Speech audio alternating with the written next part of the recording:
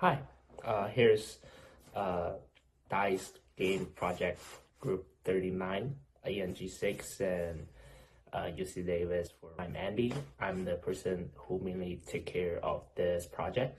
And for the purpose today, I'm gonna explain to you guys about the layout and also the codes, how I decided, and all our ideas, how it comes from. And my teammates is gonna actually play and explain to you guys about the two games we have in the app. So start from the layout, we can see is that first is the title. We have two names, True Luck and Cheater's Luck, which represent two of the different games we have in this app. And the start game button, which just like starting game. And there's a judge, and for that judge is kind of like giving out instruction during the game, just like telling you how you actually play with it and just avoiding bugs.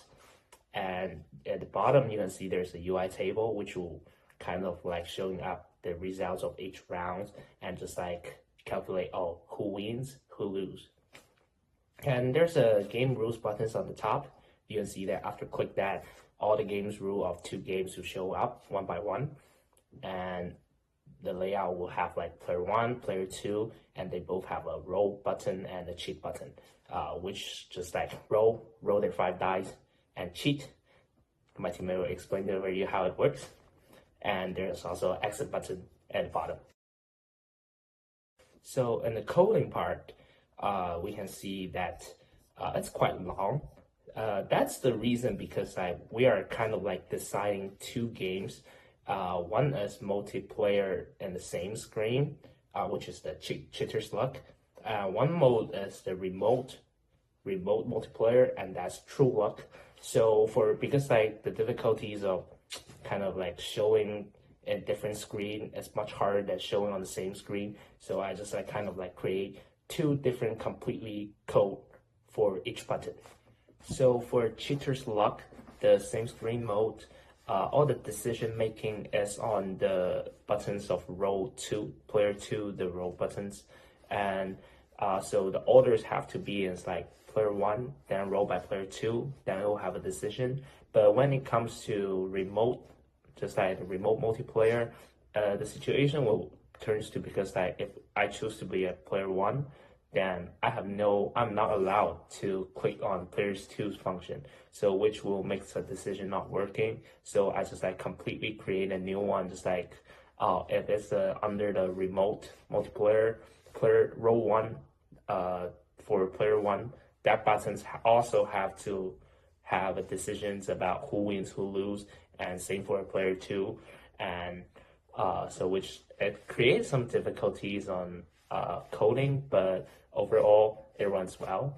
So how the ideas come from is that in many movies, especially for gambling, there's a lot of like many ways to cheat. So I just say, why not just like add a cheat button, like cheat function into a dice game.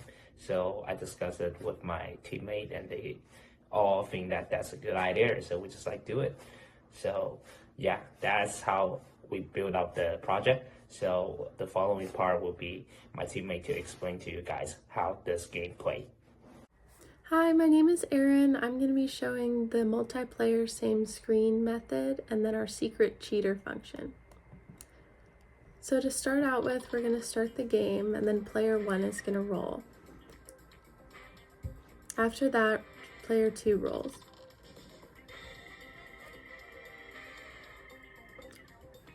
To win, you have to get 3 out of 5, or whoever gets to 3 first wins. So after player 1 wins the first round, then it's going to start over again for the second round. Player 1 rolls again and gets the score of 14.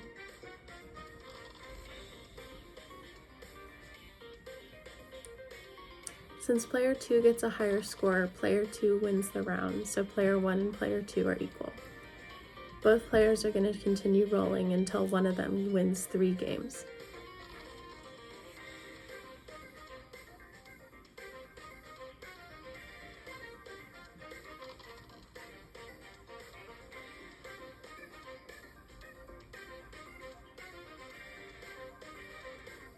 Once player 1 gets the highest score, they're going to be deemed the winner, and then our animation shows to show that they won. Next, I'm going to show our secret cheater function. So player 1 chooses to cheat, which gives them a 28 score. Then player 2 also chooses to cheat. So both players are caught cheating since they got to 7. Since both players are caught, no one wins the game, and the game ends with an animation showing that both of them lost. Hello guys, I'm Wimbledon from Dice Game Project Group 39. Today I'll be demonstrating our online multiplayer version of our game. We also call it the True Luck. In this version of the game, before 2 players start the game, they have to select either P1 or P2 on the screen to tell the app that it will run the online version instead of the local version. Once the P1 or P2 are selected, there will be only the row button left for the game for that specific player. And once the game started, it will just run as the normal version. The player 1 will row the first, then the player 2 will goes. As the game goes on, there will be reaction time period for the 2 players. If the 2 players didn't row in that specific time period, the game would automatically let its opponents win the game. In that case, it's kind of like another secret loss. I will show a clip that of that secret loss at the end of the video.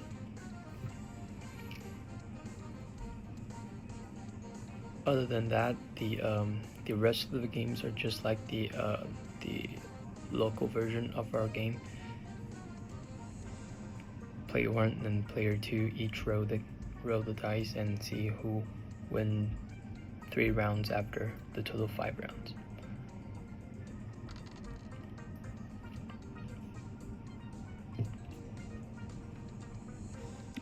So for the rest of the game, I will just fast forward to the end of the result, and after that I will then show the clip of that secret loss of True Luck.